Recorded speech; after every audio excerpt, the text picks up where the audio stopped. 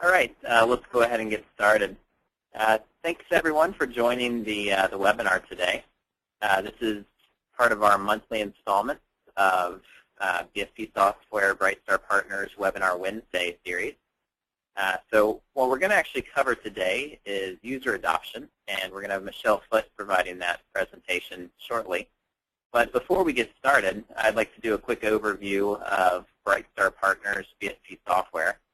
As we're going through the webinar, if you notice in the GoToWebinar navigation on your right, there is an area to ask questions.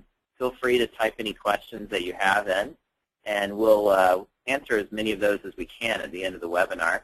If we don't answer your question, don't worry, we will follow up with you after the webinar to answer it there. So we'll go ahead and get started. Michelle, if you'd go to the second slide. So Brightstar Partners BSP Software, collectively you can call us BSP. We started the company 8 years ago, really focusing on professional services. And we've built up a very strong practice around that. So many of the people on the line may know us in that regard. And really what we found after a couple of years in the services industry was that a lot of our clients had common wish lists. Things that they wanted Cognos to do that it wasn't necessarily doing. So that really leads to the second pillar, our implementation-based software. So what we found was that with those wish lists, we were able to actually build add-on software for Cognos to really meet a lot of those needs. So many of you may have heard of MetaManager or our Integrated Control Suite, which do fall into that category of BSP software. In recent years, we've also focused more on our partnership with IBM. So we're a partner to IBM in a variety of ways. One is a reseller of IBM Cognos, new licenses as well as renewals. And the real benefit to our clients in that is that we are able to help save our clients money as they have needs for additional licenses or needs for renewals. So if that's a need, we'd hope you'd reach out to us.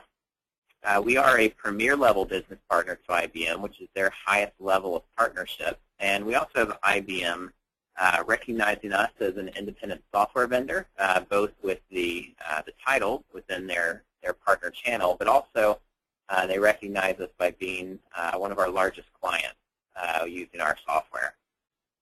And then the last pillar about our company is Cognoids.com, which I'm sure many of you have used. Cognoids is actually the world's largest community of Cognos users outside of IBM.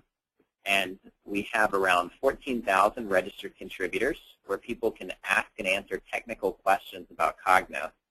With it being a worldwide community, if you post a question, it's very likely you'll get an answer any time of the day.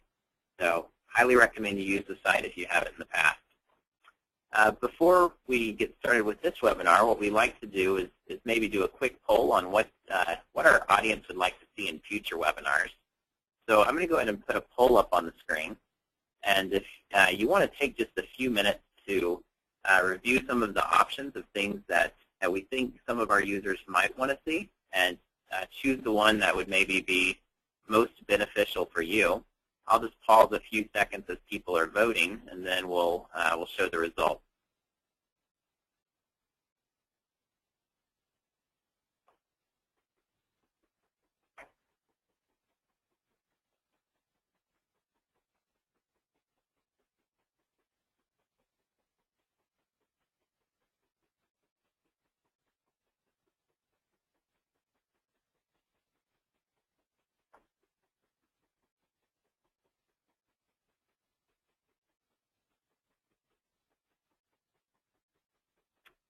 All right, it looks like we've got about 2/3 of the people have voted, so let's go ahead and close the poll.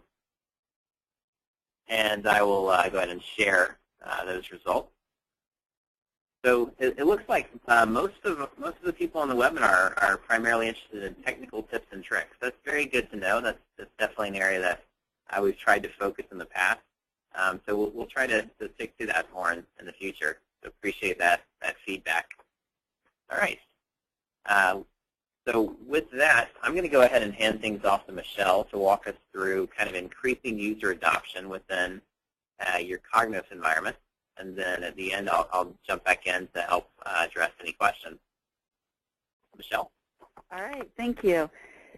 So what are we going to cover today? Today we're going to focus more on the art of business intelligence than on the science of business intelligence. So typically the tips and tricks that we cover are more the science behind it, but today is more on the area of how to get what we develop out into the hands of the users and increasing their adoption of those items. In the end, if we don't focus on user adoption, we'll only be successful by chance. And in today's fast-paced business world, it's important that we provide our end users with an environment that is relevant, current, actionable, and most importantly, able to move at the speed of their business, reacting to the many external demands that business will throw at us. So in summary, what we're going to cover today, a definition of user adoption, why we should care about it, values and benefits from it, why it's often so difficult, a couple of must-have elements when looking at user adoption, and then we'll close with some strategies for success. So what exactly is user adoption? It's a combination of both qualitative and quantitative measurements of how much the BI environment is being utilized by the users, and also modifying the behaviors and cultures of the organization. The higher the user adoption, the more the implementation is integrated into the habits and processes of the users and not simply counted by the number of reports that are executed throughout the day. If the user adoption is successful, you'll often see that it's called out as a reason to justify usefulness for future projects during steering committee meetings if you do happen to have a steering committee in place inside your organization. Why is user adoption important? Across many surveys that have been done over the last few years, the most critical factor for determining software success and return on investment inside an organization is, in fact, user adoption. This number is as high as 70% as compared to the more typical things that you would think about, which is software functionality coming in at 1%, organizational change at a close 16%, and then process alignment at 13%. This makes sense. We've all seen projects that may have been implemented but not fully used. Are these being considered complete successes or simply check marks on a to-do list? We'll look at some reasons behind that in a minute. Projects that are not fully adopted into the organization feel like either a waste of time, ultimately waste of energy, or sometimes maybe looked at as even failures. So what we want to do through user adoption is make sure that what we are developing on the BI team is truly strategic and being used by the end users or is being modified to fit the needs. A project solution that we create may be extremely useful, but if it's not communicated out to the end users that are requesting it and to the broader audience, then their behaviors on data consumption won't be modified. Another interesting point in that same vein is that only 24% of potential BI users in an organization are typically using the BI solution provided by IT. This is a low number, which is very astonishing compared to what we saw previously of 70% say that it's important, yet we only reach approximately a fourth of our end users.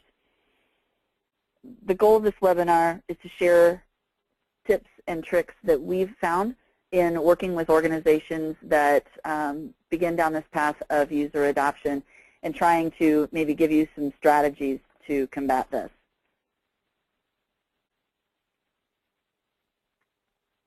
So what are the ultimate benefits of having high user adoption?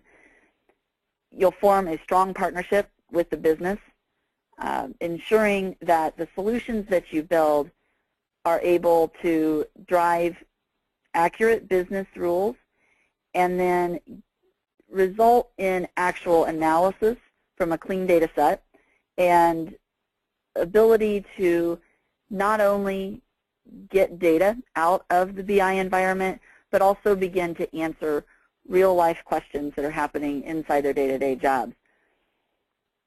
This is key if users are going to be able to access their information on demand and look at describing the health of the business and analyzing opportunities to improve the process and increase revenue.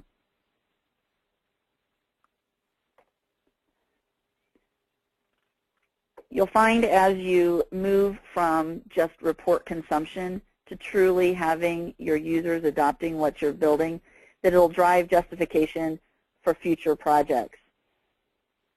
It will also lead to increased visibility of the solution within the organization. So you'll know that your user adoption is increasing when you start to see not only people bringing reports to meetings, but also referencing your business intelligence environment in day-to-day conversation.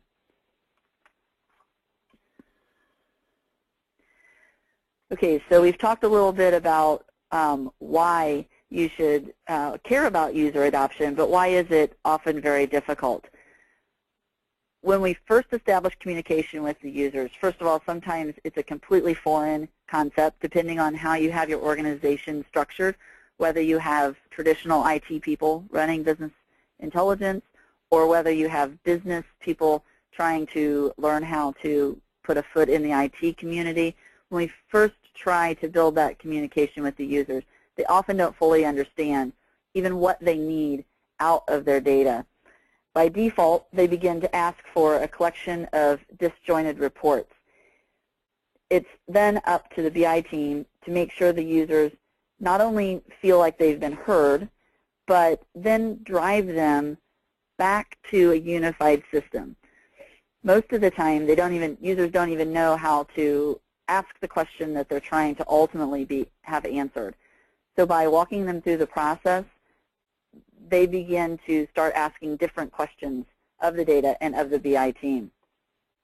We've all built dozens of reports for users only to find that they don't get used long term. This is often because we don't circle back around and ask the feedback from the users and figure out how they're actually using the reports in their day-to-day life.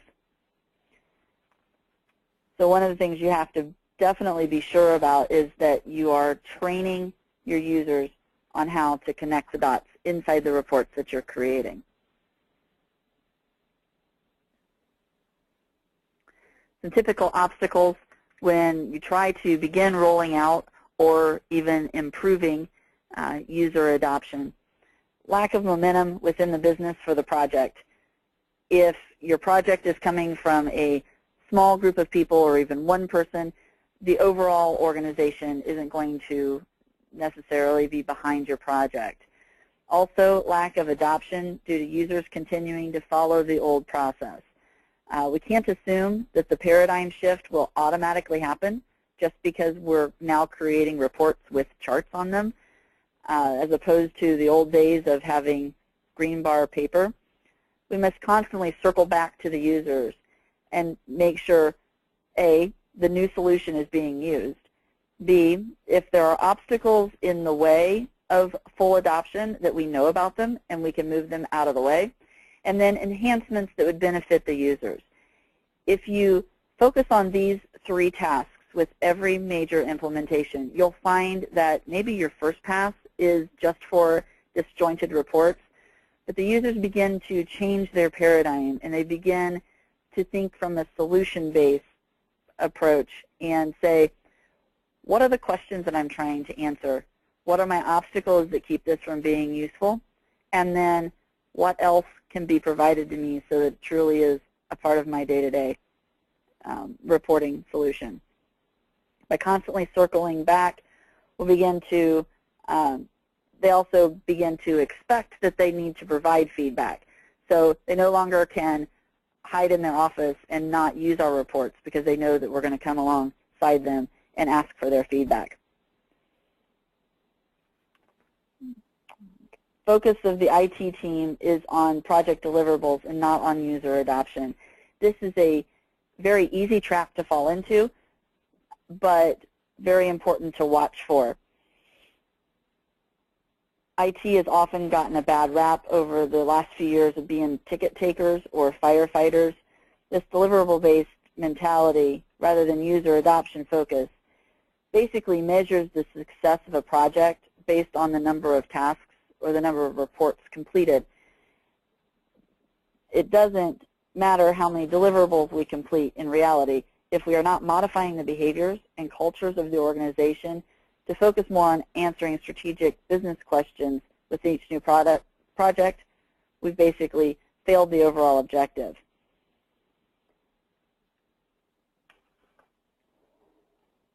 Documentation is also key. We need to make sure that documentation is a culture, not a task. Oftentimes, when we get in a hurry, documentation is something that isn't accomplished. Focusing on documentation more as a culture rather than a task will help you to focus on documentation that helps the user understand why they would use a report and what the calculations are that are embedded inside the report to help them better fit it with their business question that they're asking.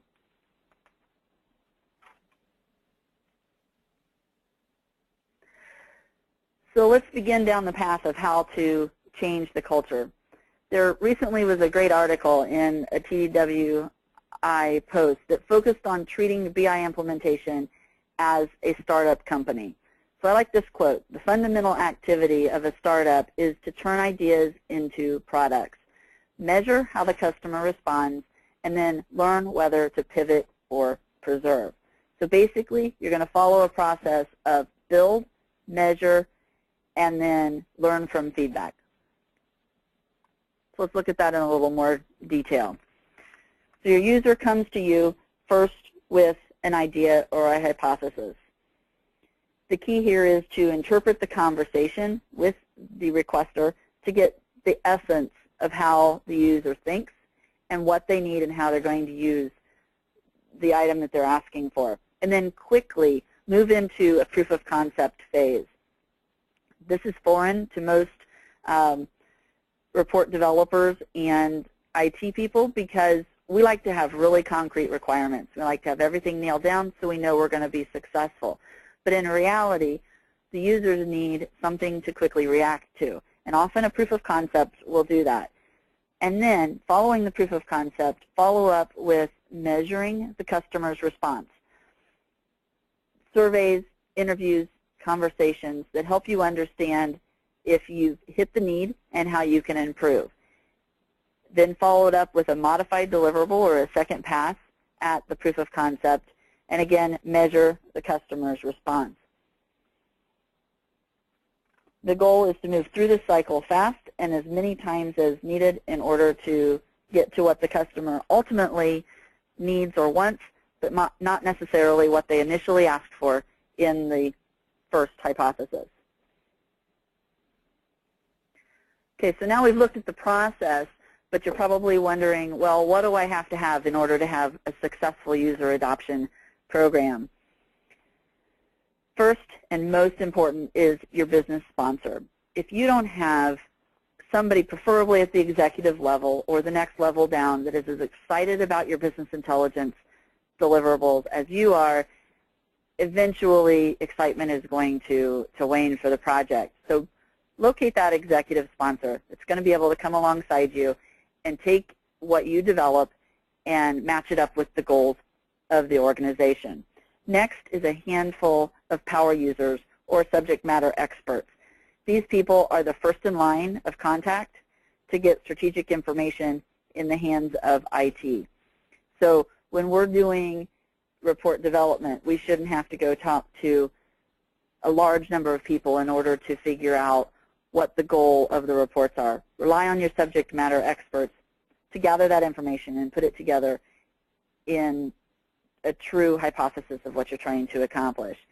This keeps the users from contacting the development team directly. And when I say users, I'm talking about the masses of users. For those of you that have potentially hundreds of thousands of Cognos users out there, and then filtering them back through your subject matter experts and really truly understanding, again, the essence of how you can help them. It also will help you to avoid conflicting priorities. Users have access to on-demand information. If you can follow your user adoption plan to the point where you're no longer just creating reports, but you're truly creating a system of on-demand analytical type objects, then your users will begin to go to your reporting environment first and be able to describe the health of the business and then analyze the numbers that they're seeing from the reports. Strong partnership between IT and the business users. This is key. You have to have a partnership, not just two people on separate teams. You need to be solution-driven in order to apply accurate business rules. An IT organization or a BI development team that treats the users as customers rather than interruptions to their day-to-day will be a much more successful team, and they'll be able to brainstorm with their subject matter experts. Iterative approach to development where users feel empowered to drive improvement.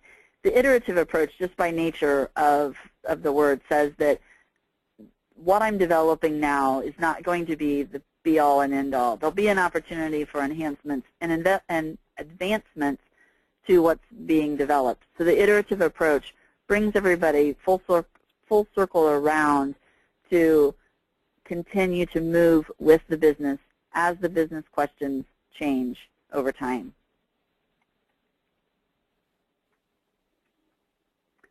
Two key points that I want you to take away from today's webinar. Don't forget the polishing steps. Polishing steps basically are, in my mind, separated into three areas. You have documentation, end-user training, and then end-user follow-up and support.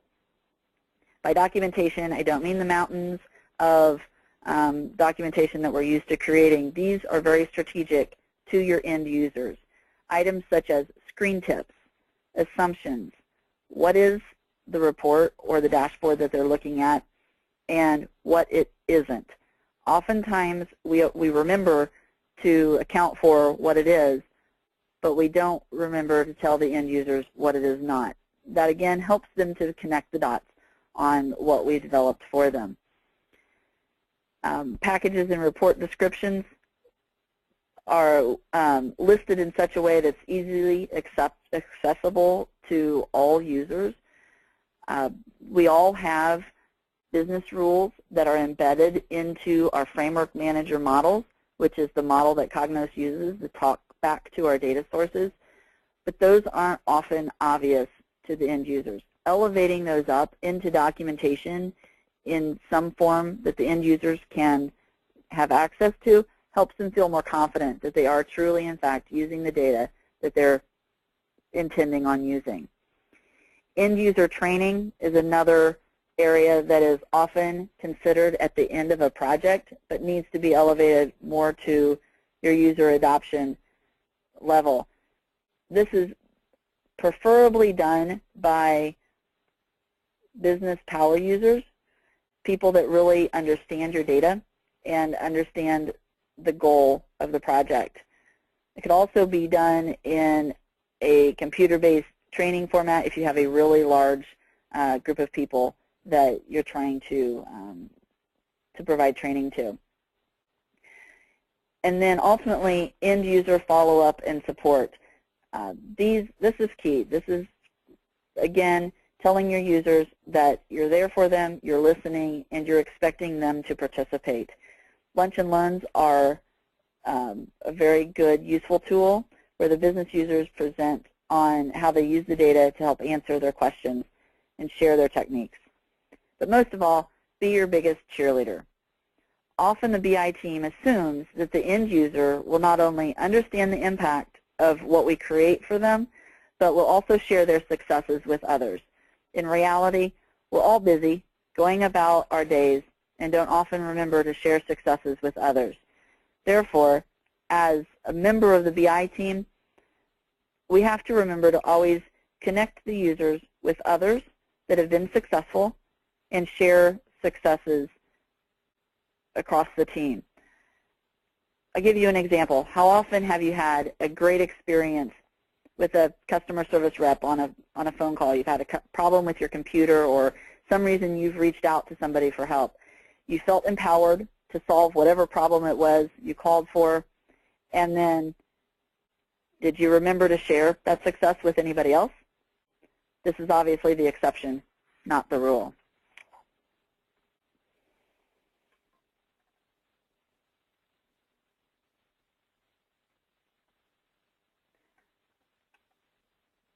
Okay, I'm actually going to pause here and open up a poll to be able to see which of these pieces that we've just discussed are most important to you.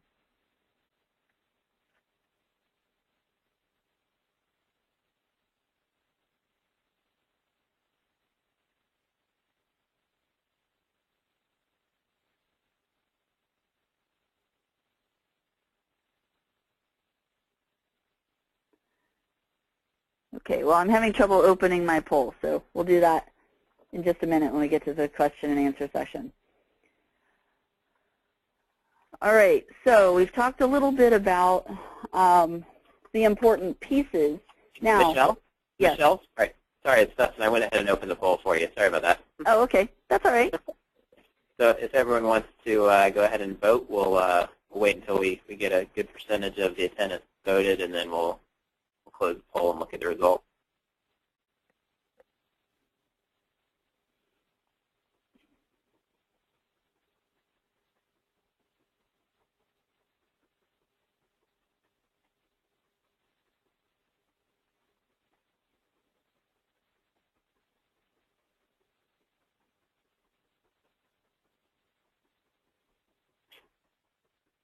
All right, we've got a tie, so I'm waiting to see if it breaks, or I may just go ahead and close it. Yeah,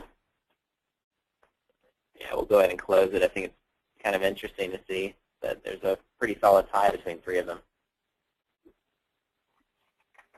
So I'll let you go ahead and share the results with us. Yep, I have the results up now. So it looks like the business sponsor, subject matter experts, and then partnership between IT and business have a three-way tie for what are most important within our attendees. Okay. Thank you for opening that for me. I appreciate it. No and it's problem. interesting that we have a tie between those three elements. They are all three very important. All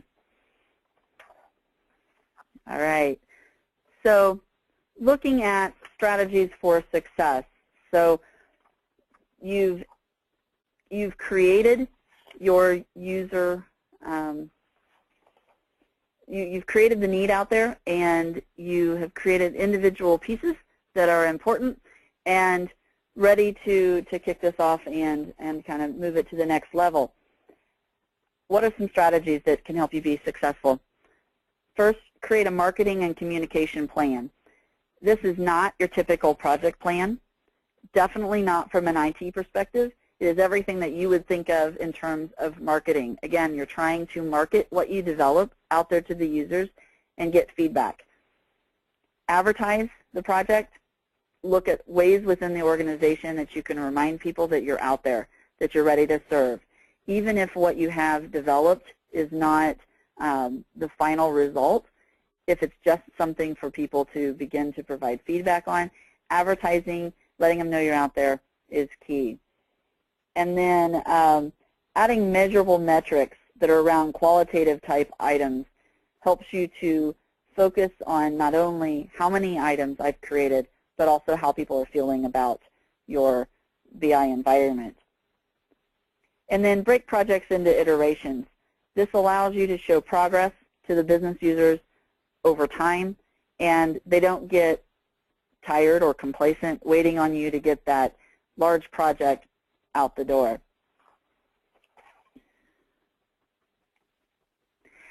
Identify the whys every time somebody is asking you to create a new piece of your project. Why is the project being requested? Why does the existing reporting that's available, not answer the question, and then how it will move the organization forward. By, again, connecting the dots back to what you've already created, it'll help keep you from feeling like you have a large mountain of reports that are not connected in any way and not driving towards a unified goal. Incorporate the end-user documentation and training into the rollout project plan, again, making sure that this is accounted for at the beginning of the project and that the value is truly noted and that it's focused on the end user and how they're going to need documentation. Screen tips and help documentation is often very helpful. And then on the training side, so we're going to incorporate end-user training in a phased approach. First, train a small group of users as the pilot comes to completion, and then move to the larger group setting. And when you move to this larger group setting, here's the key. Don't forget to have successful people present as part of that training on the benefits that they've already gained from participating in the pilot program. If the trainer is a member of the development team, they're obviously going to be the cheerleader. They've created it. They love it. That's part of the job. But having an end user come alongside that trainer and saying, I've done it, it wasn't that hard, and here's the success that I had, will give you huge returns on that investment.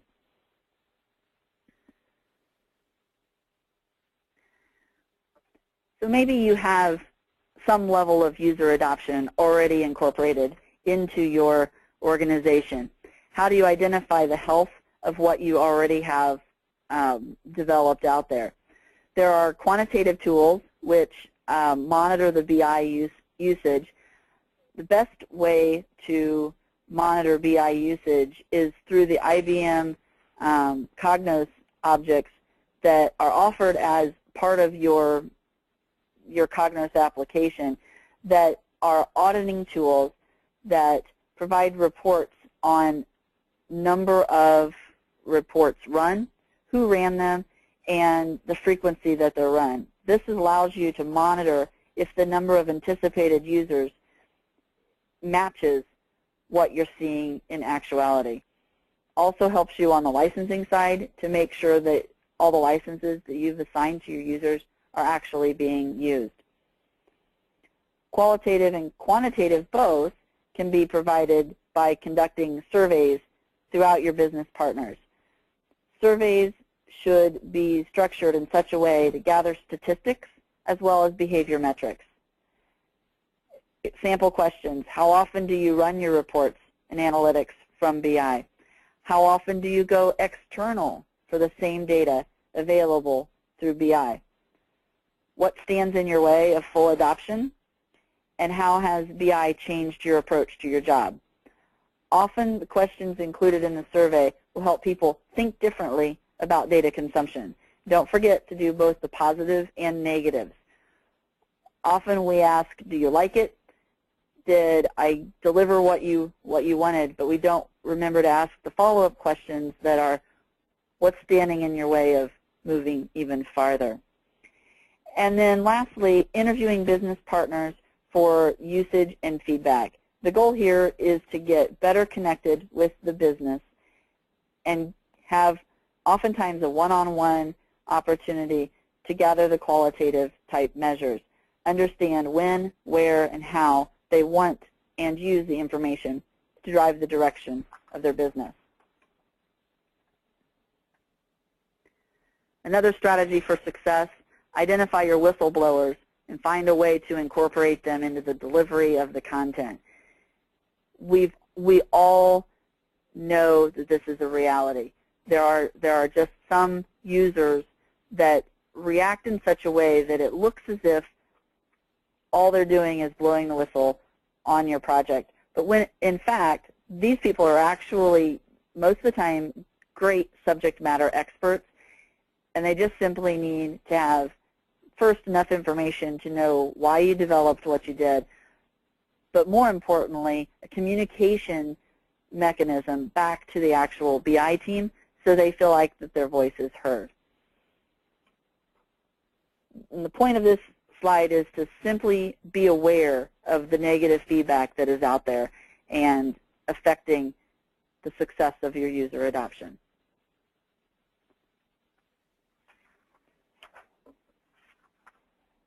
Me personally, I think this is one of the areas that I very rarely see implemented, but is a huge success. Holding ongoing lunch and learn training sessions. This helps the users keep their skills fresh and then allows power users to come to the group and show off for other business members the analysis techniques that they've been able to apply, showcase data and how data is being used to answer the questions, and then the BI team can then show off new data functions that have been developed since the last lunch and learn session. Okay, I'm not sure if we have questions that have come through the group, but I'll turn the meeting back over to see what kinds of questions that have come up. Yeah, hey, we've had quite a few, so I'll just kind of walk through them, and maybe we'll try to end on time at 1:45. So we'll try to spend the next maybe 5 minutes going through a few questions. The first one I have here, Michelle, is I have seen a lack of momentum within our business partners. What techniques have you found to keep the business focused throughout the project timeline? Good question. So most of the time, the biggest problem is whether or not they understand what's being developed. So keeping the project in small, manageable chunks so that you have a deliverable to put in their hands over time helps keep them excited and gives them a chance to provide feedback before the entire project is finished. That's huge. The other thing is making sure that you are out there advertising what you're developing so people understand why you're doing what you're doing. Okay, excellent. Here's another one. What is the best way to get an executive sponsor? Great question. You know, you want your executive sponsor to be somebody that is as excited about the project as you are. So if it's possible inside your organization to maybe attend some high-level management meetings, obviously they're not going to let you in all of them, but understanding the roles that the individual executives provide is key. The other thing is, don't feel like you have to save the world all at once. If your executive sponsor is somebody that tends to like to investigate new ideas and be able to try out new technologies, sometimes you can come alongside them and find a low-hanging fruit that is something that either they do manually or they just have not even allowed themselves to dream about. And you can come in quickly, match up what they're needing. That's the key. That's why you're kind of listening first.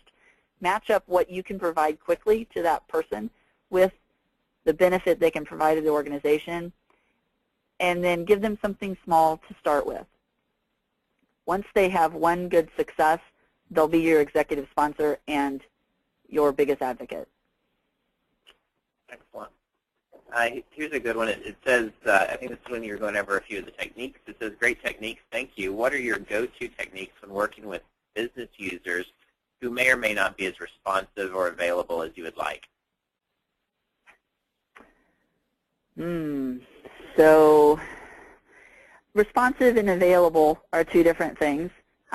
Usually what happens on being on the responsive side is making sure you're asking questions that are important to them, and then be ready to answer that question and show action towards it. And you need to do it quickly and specifically, always circling back to that user and saying, here's the question that you asked, I heard you, and here's the changes I made as a result of that.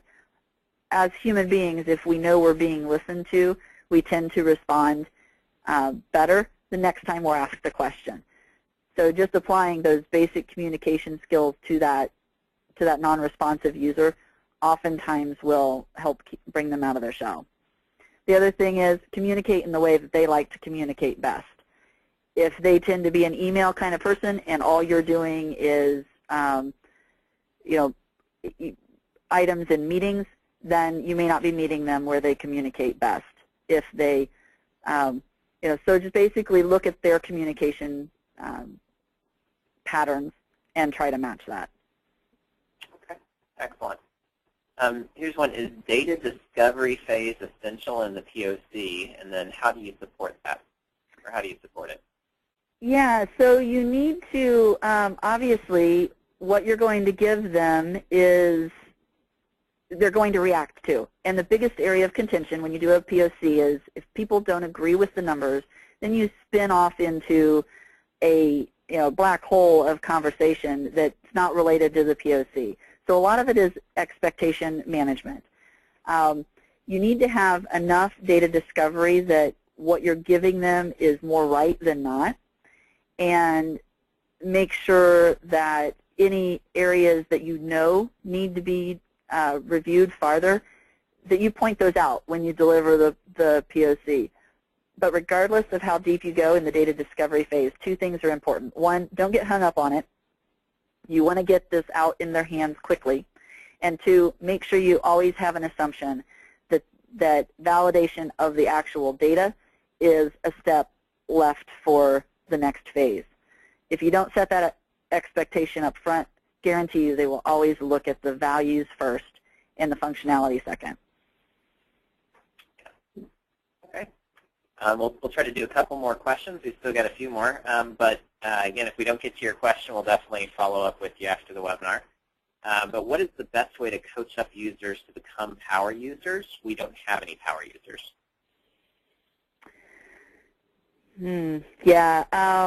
So power users, you want to make sure that they understand the data.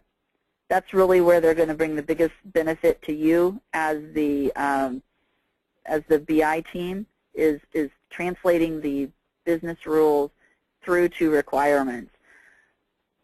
But they need to have a level of technology, whatever piece of Cognos you're going to put in their hands.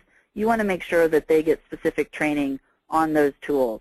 You want to make sure that the tool does not stand in their way of being able to showcase what they can do inside Cognos, whether you give them just simple report consumption or you go all the way down to Report Studio functionality. The biggest item beyond training is just giving them the support and extra feedback and making yourself available to them. Oftentimes your analysts, the people that always come to the meetings with not only the answer but all the supporting Excel spreadsheets as to how they got to that information, those are the ones you want to watch for. Those are the good power users, the ones that not only answer the questions but have the detailed analysis behind them to be able to get to the actual true answer that the business is needing. Okay, excellent. All right, well, I guess in the interest of time, it is now 45 minutes after the hour, so I'm going to go ahead and wrap this up. If we have any more questions, feel free to type them in. We'll leave the webinar open for a bit, but we'll probably follow up with any follow-up questions after the webinar. And thank you, everyone, for attending. We've definitely appreciated your time today, and hopefully this was of value to you. Thank you, Michelle, for a wonderful webinar. No problem. Thank you for the opportunity. No problem.